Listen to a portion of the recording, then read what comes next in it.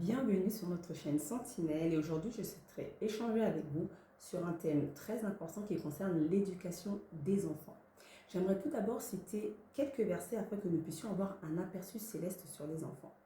Le psaume 127 verset 3 déclare: Voici des fils sont un héritage de l'Éternel, le fruit des entrailles est une récompense.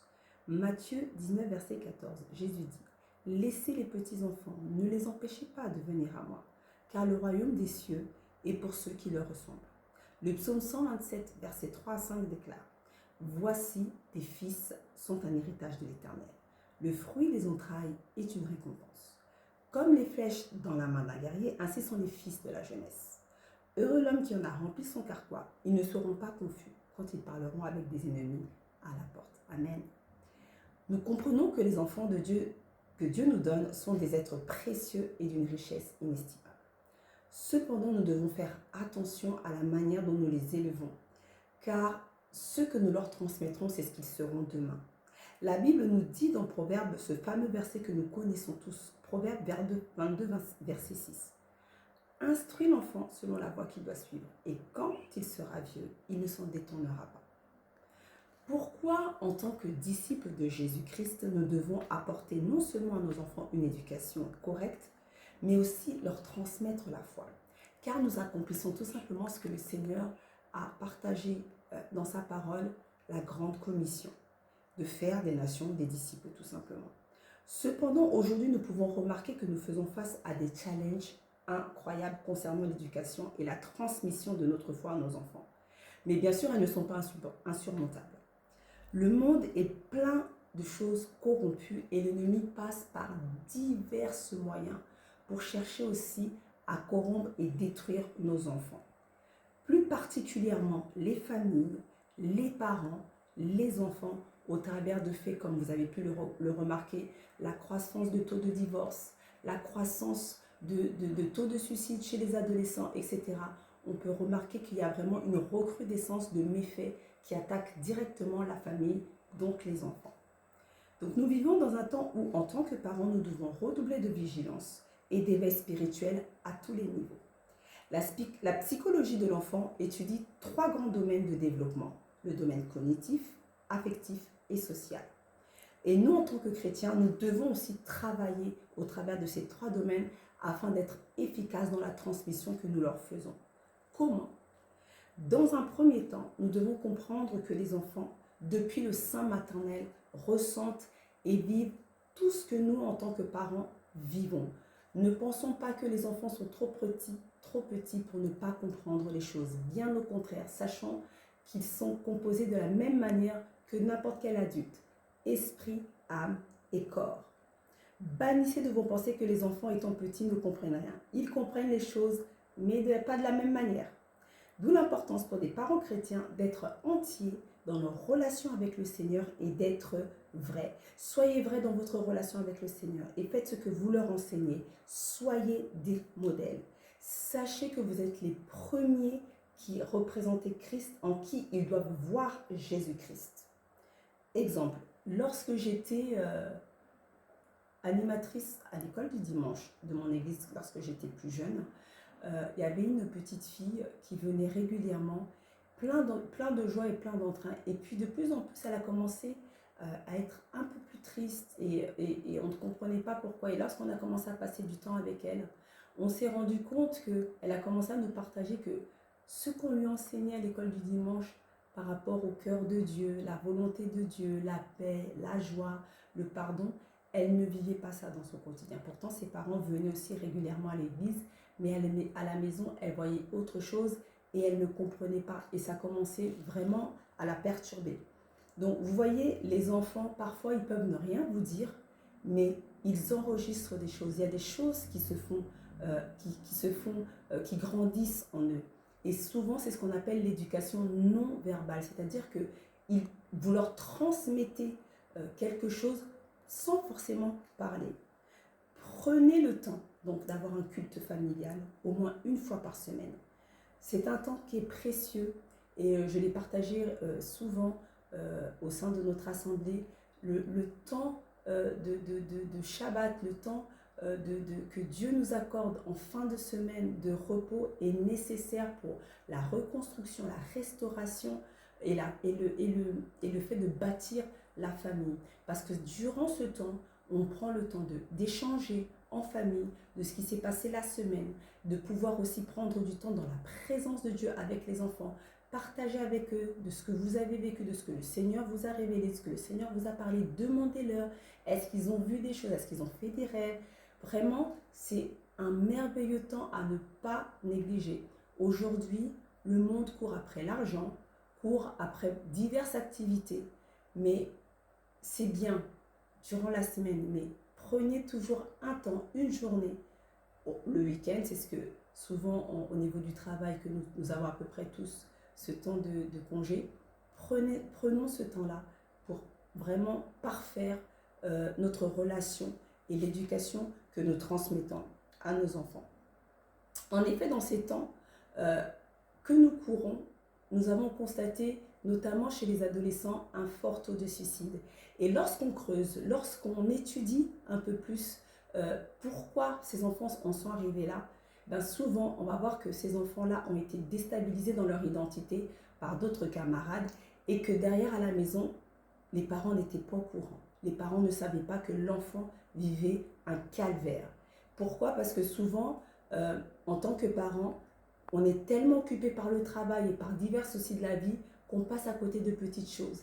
Donc ces temps-là de Shabbat, ces temps-là de congé, du week-end, ces temps-là de culte familial vont nous permettre de pouvoir constituer régulièrement des temps de dialogue, des temps de confiance dans lequel notre enfant comprendra qu'à la maison, c'est la sécurité, c'est la paix, c'est là où il peut mieux se construire. Amen. Donc, développez aussi votre écoute et montrez de l'intérêt à ce qu'ils vous racontent. Bien souvent, on a l'impression que les enfants, c'est des petites histoires d'enfants et on ne prend pas le temps parfois, nous en tant qu'adultes, de vraiment les écouter aussi et prendre plaisir à ce qu'ils nous racontent. Alors, vraiment un conseil, quelque chose que moi j'ai appris en tant que maman, c'est de prendre ce temps-là d'écouter les enfants, de comprendre aussi leur situation, leurs questionnements, leur détresse parfois, les choses qu'ils ne comprennent pas forcément à leur âge et leur expliquer. Vraiment développer, comment je peux dire, vraiment cette relation qui permettra qu'au fur et à mesure, même lorsqu'ils vont grandir, même lorsqu'ils vont passer la crise d'adolescence, souvent cette quête d'identité, ils sauront toujours que papa, maman ont été là, avaient vraiment une oreille d'écoute et lorsque ça se passera pas très bien même à l'école ou entre amis, ils n'auront pas peur de venir vous voir et de vous raconter et de vous expliquer. Donc l'écoute, la communication, le temps d'échange est très important lorsque l'enfant est en train de grandir et de se faire dans son identité. C'est avec ça qu'il va pouvoir par la suite aussi acquérir une force vers l'extérieur. En tant que parents chrétiens, nous devons comprendre que notre maison, notre cocon familial, c'est notre force. C'est là où nous bâtissons la génération future. C'est là où nous transmettons la parole de Dieu. C'est là où nous transmettons l'amour. C'est là où on guérit les petits bobos. Mais si l'enfant ne trouve plus sa place dans la maison ou a l'impression que les portes sont fermées et se sent mieux à l'extérieur, c'est ce qui fait que lorsque l'enfant devient ado et commence à avoir un petit peu cette transition, il va avoir vraiment des difficultés à venir facilement vers un des parents pour lui parler ou pour lui dire voilà, je ne me sens pas bien, il y a quelque chose qui ne va pas, je ne comprends pas. Il aura peur de la réaction, il aura peur des attitudes et ou d'être tout simplement repris, incompris. Donc vraiment, en tant que parents, de la même manière que nous, dans notre relation avec le Père Céleste, nous avons appris au fil des années à parler au Père Céleste, à parler à Dieu, à avoir cette relation avec le Saint-Esprit. De la même manière, apprenons à nos enfants à aimer notre présence et à cultiver cette relation. Amen. Donc vraiment, la communication est une étape très, très, très importante. Et là, je parle vraiment dans le cas où voilà, les choses sont assez simples. Il n'y a pas de situation négative contraire. Le couple, voilà, marche correctement ensemble dans les voies du Seigneur. Parce que lorsque les choses sont contraires ou qu'il y a des divisions, etc., là, il y a encore d'autres outils à mettre en place pour pouvoir protéger les enfants. Lorsque les enfants deviennent ados, échangez davantage, ayez connaissance de leurs amis, filtrez ce que leurs yeux voient et ce que leurs oreilles écoutent. Écoutez-moi bien. Vous savez, l'ennemi, lorsqu'il ne peut pas nous atteindre, il va chercher à attaquer les personnes plus faibles, nos enfants.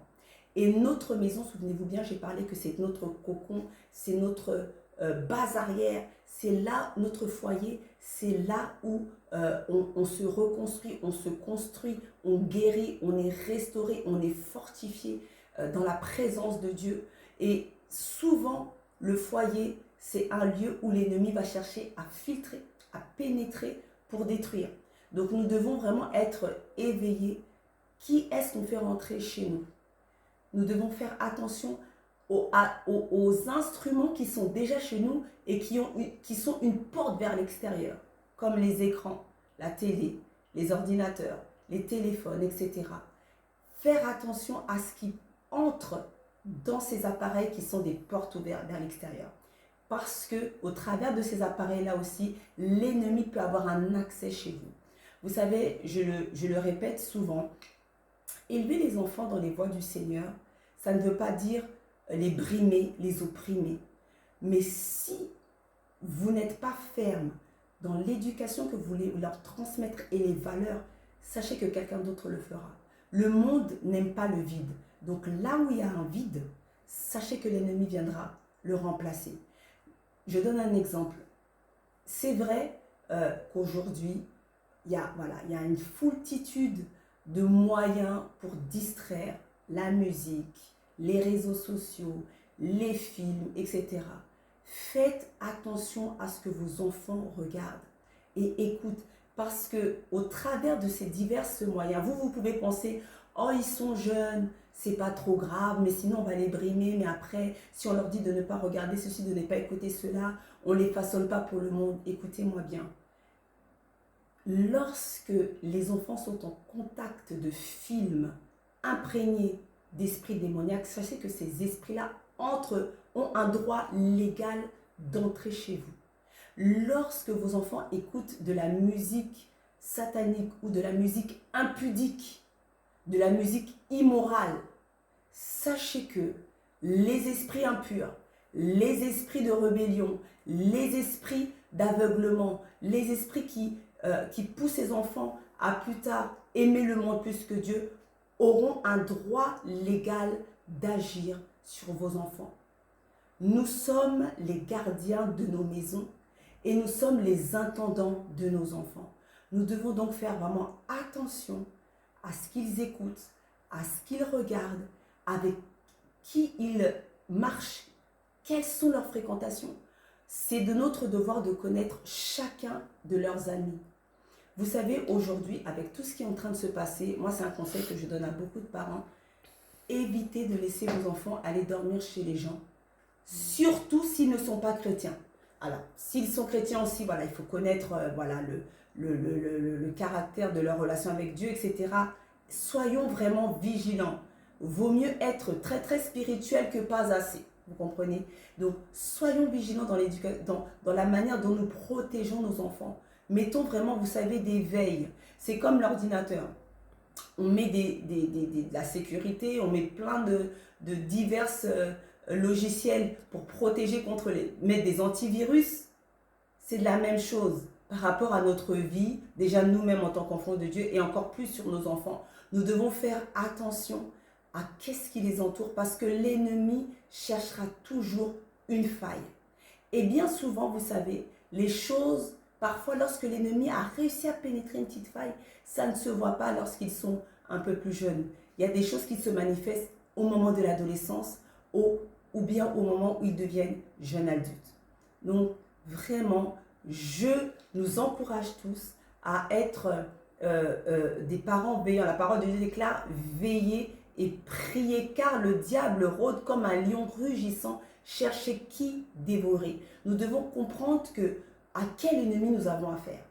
Si nous voulons avancer dans les plans de Dieu pour notre vie et surtout équiper nos enfants pour leur futur, restons vraiment dans cette veille spirituelle avec l'aide du Saint-Esprit.